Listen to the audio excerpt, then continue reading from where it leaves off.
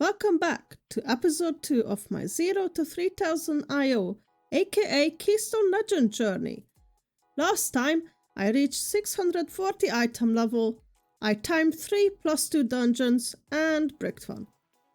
In this episode, Cinderbrew Madness slaps me in the face while it's shouting at me to wake the fuck up.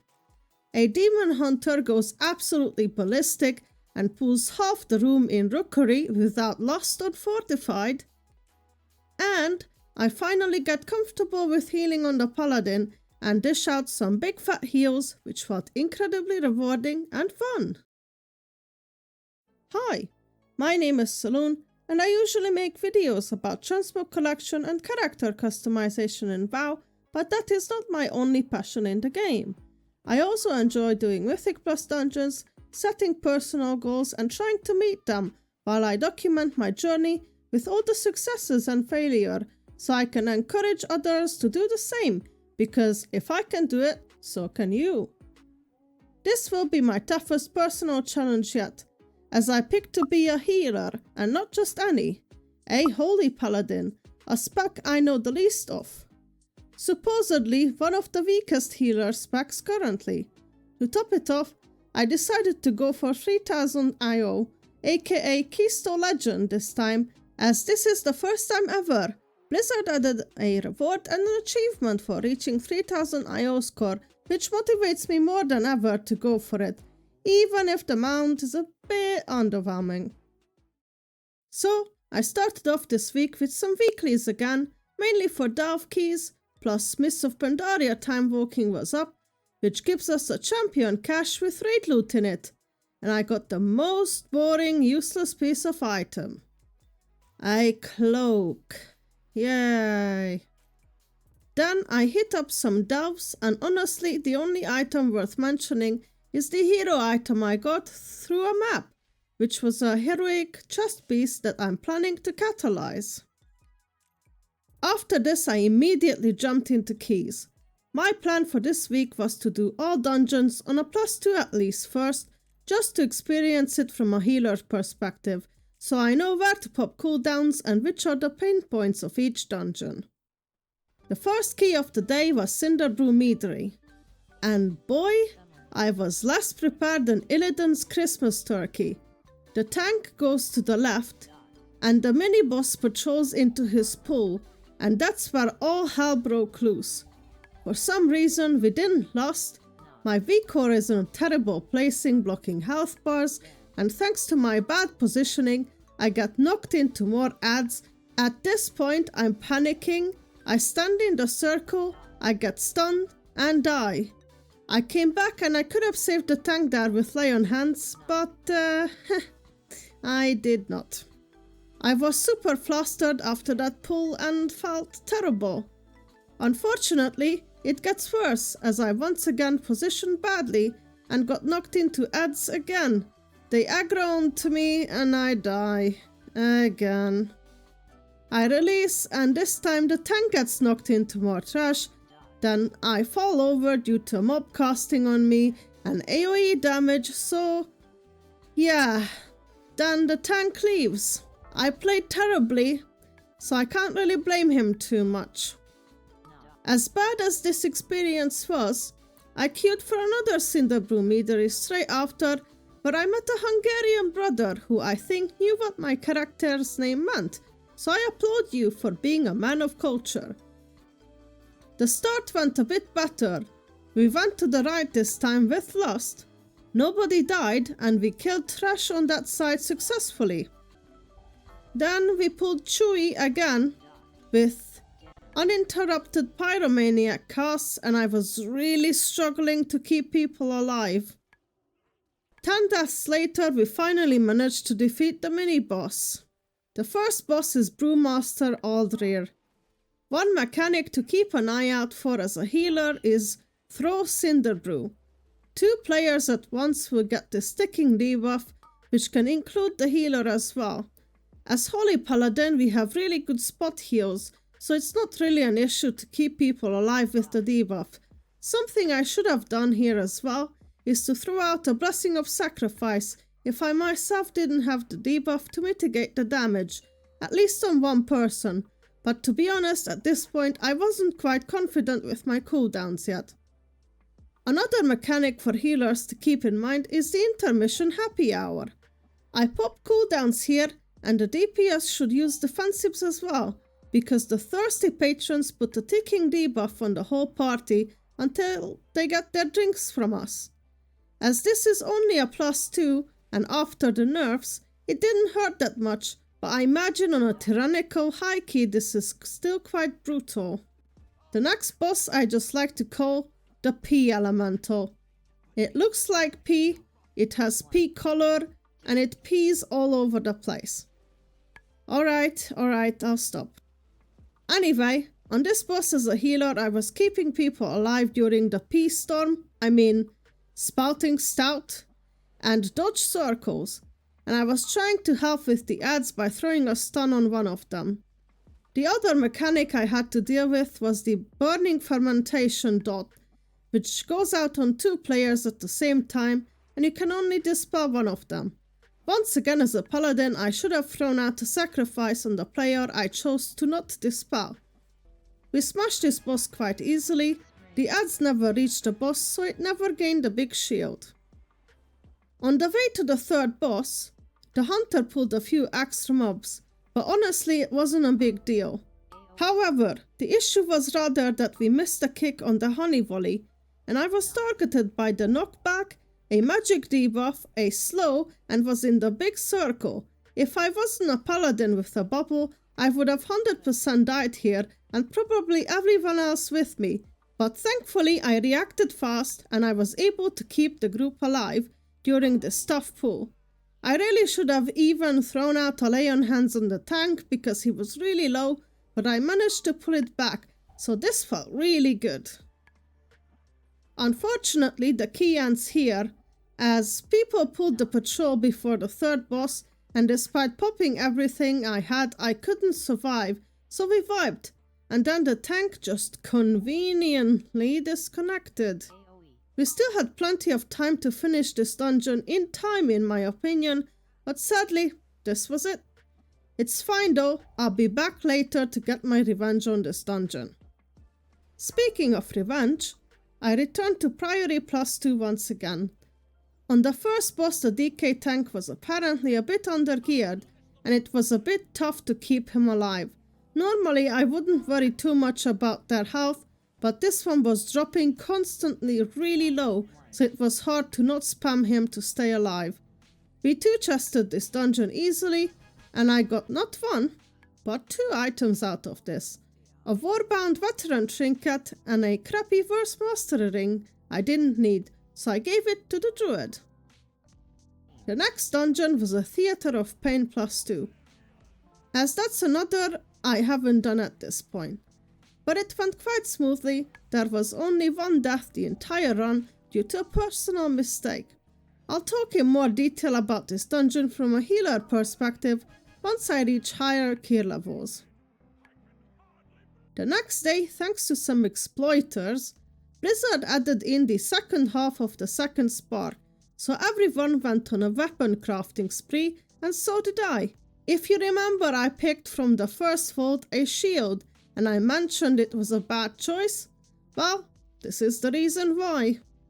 Afterwards, I hit up the last dungeon I haven't done at all on a +2, which was Floodgate, as I was quite scared of this dungeon. Right off the gate, the tank took a route I haven't really experienced before, so I didn't know what to expect. We went to the right, up the hill, and the tank pulled a Shredder and a Blood Warper together with Lust. The Demon Hunter fell over really quickly, I'm not even sure how, and I almost followed him if it wasn't for my "oh shit" button, the bubble. Once again, thanks to my immunity, I was able to keep the rest of us alive.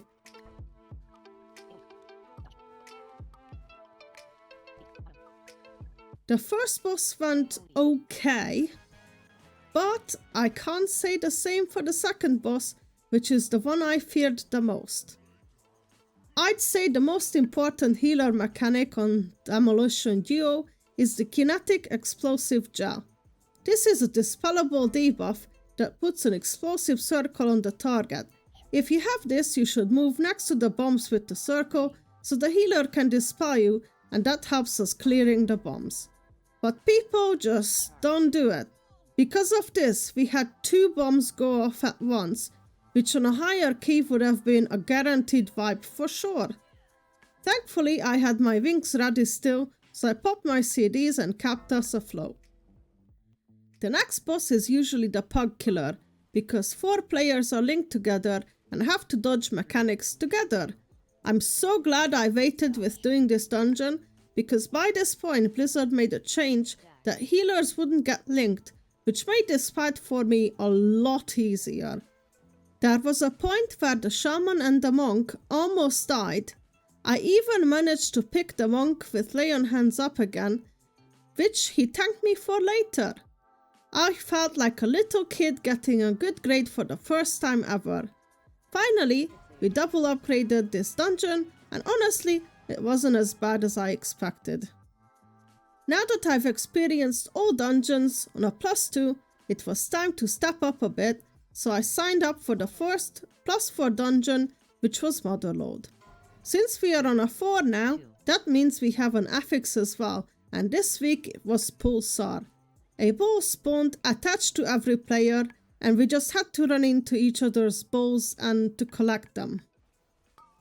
That kind of sounded really weird saying out loud, but whatever. Moving on, the tank lost his mind and wanted to combine 2 peacekeepers and a jockey alongside other mobs, which created a colossal clusterfuck and chaos that not even Jesus himself could have saved. Needless to say, we vibed. After clearing those 2 packs separately, he then had another genius idea of combining 3 assassins, 2 jockeys with a peacekeeper and vendors.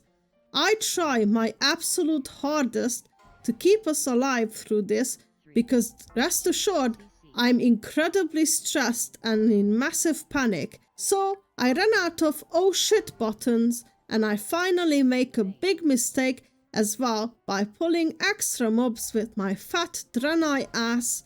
I managed to bop myself, but I get frozen again and I finally die. I get back and we are trying our hardest to keep the jockey from activating another peacekeeper, and the priest does an incredible save with his fear, but somehow we pulled more trash in the process, and one of those was another peacekeeper. I kind of lost the will to live healing through this, but I'm surprised nobody left, honestly. The rest of the dungeon went fine, even managed to time it, but I almost fell off my chair when I saw the tank had a score of 2000 rating and yet pulled like that at the beginning. I hope he learned at least from it. If you thought with me that the last tank was chaotic, then buckle up for this Rookery +4. The tank had this incredibly brain-dead idea to pull one entire half of the first room together, which means 4 Stormrook AoEs ticking at once, a million unkicked casts, multiple targeted casts.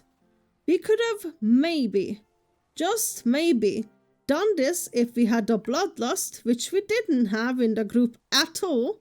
The Druid and the Paladin could have done more damage, or if people would have used their interrupts, but no, of course, none of those things happened, and needless to say, we did not time this dungeon. Up next was Mechagon +4. In my opinion, this is one of the easier dungeons. For me personally, from a healing POV, the worst part to heal are the dogs before the dog boss. They put up a dot on players called Fiery Jaws that hurts a lot, and you can only dispel one at a time. I was able to heal us through this, which made me quite happy.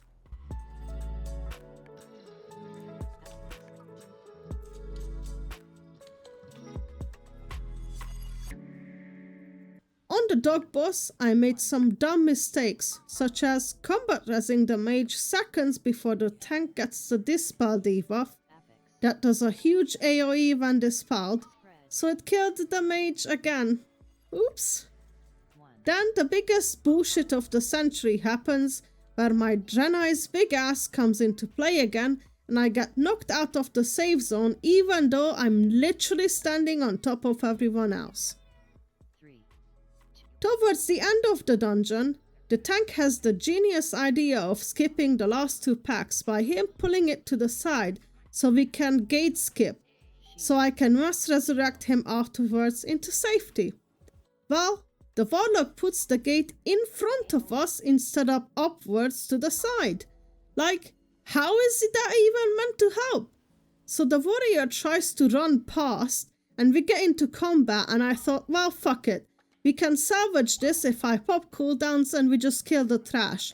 But then the tank starts flaming me. Why did I start to heal him? Like, I'm sorry, did you see the Warlock gate? He completely fucked it up. Like, what else could I have done there? It was a completely useless gate. Eventually, we got through this dungeon, and I got a useless bracer with no stats, and an unused effect which is no good to me at all.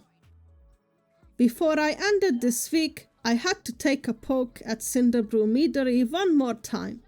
It was only a +2, but I had a ton of fun healing this one. My confidence was peaking higher than Blizzard's love for Xalatath's feet. No getting knocked into bullshit trash. Chewy didn't chew us up. There were no deaths. I could finally truly feel this holy paladin clicking in my brain and was doing my best and having a blast. Needless to say, we two-chested the ski and got nothing but sweet revenge on the ski. Finally, the last key for the week was a priory +4.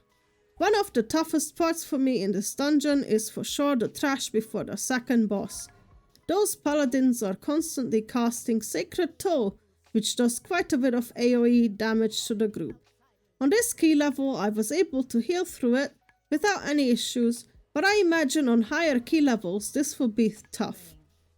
Another painful trash mob is the mini-boss Brawn Pike, who has an aura that does a constant ticking damage on the whole group. In the future, I'll have to probably save wings for this guy alone. We were able to double upgrade this dungeon with only 3 deaths in total. I got no loot once again, but this is where I ended this week. Next day was reset, which meant a nice juicy vault.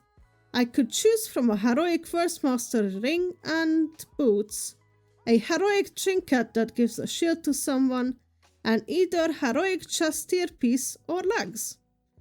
I picked heroic legs because I already had a heroic chest, which then I went and catalyzed, thus achieving 2 set for now. So after upgrading a couple items, we are closing off this week with 647 item level and a score of 1434. Next week my goal is to achieve Keystone Master and to farm some 6s and 7s for heroic gear. I thank you all very much for watching. Subscribe for more if you enjoyed it, and I'll see you next time. Bye bye!